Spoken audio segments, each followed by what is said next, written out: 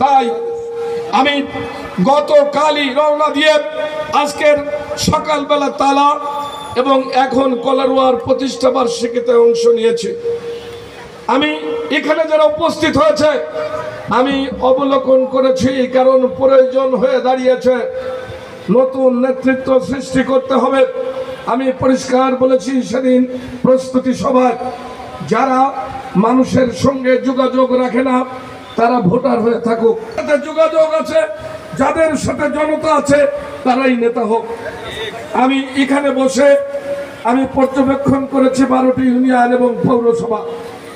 আমি প্রত্যাশা করি যেভাবে ইউনিয়নের নেতৃবৃন্দ, আমি নাম বলে সময় নষ্ট করব না, যেভাবে লোক নিয়ে এসেছেন সেই ভাবনা আমাদের আজকে ধুলায় ভস্মীভূত করে দিয়ে আজকে কুশডাঙ্গার থেকে বিপুল পরিমাণ লোক এসে প্রমাণ করেছে কুশডাঙ্গা ইউনিয়ন অপ্রতিরোধ্য আওয়ামী লীগের ঘাঁটি।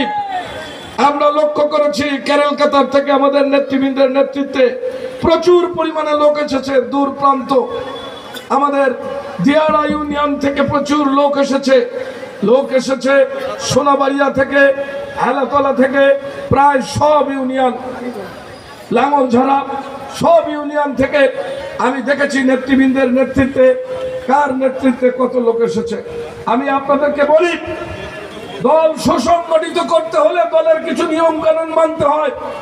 আপনারা যারা কষ্ট করে এসেছেন আপনারা চান না, যারা পিছনে দাঁড়িয়ে আছেন সামনে আসেন নাই, আপনারা লক্ষ্য করেছেন ড্রোন ঘুরছে আমাদের ছবি নেওয়ার জন্য, আপনাদেরকে ইচ্ছা করে না সেই ছবির মধ্যে আসতে।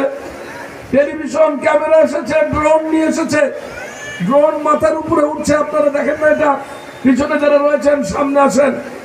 আমরা মাগরিবের আগে আমাদের অনুষ্ঠান শেষ করব, কিন্তু শেষ করার আগে সকল অনুষ্ঠান সফল করার জন্য আপনাদের এত দূর থেকে আসা, এটি তো আপনাদের আমাদের ব্যান্ড পার্টি রয়েছে, আমাদের এত মুজিব সৈনিক ভাইয়েরা রয়েছে, মায়েরা রয়েছে, বোনেরা রয়েছে।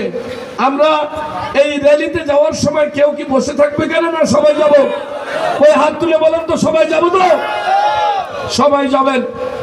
আমি আপনাদেরকে একটি কথা বলি, অনেক বিতর্কের জন্ম নিয়েছে উপজেলা নির্বাচন। স্পষ্ট করে বলি,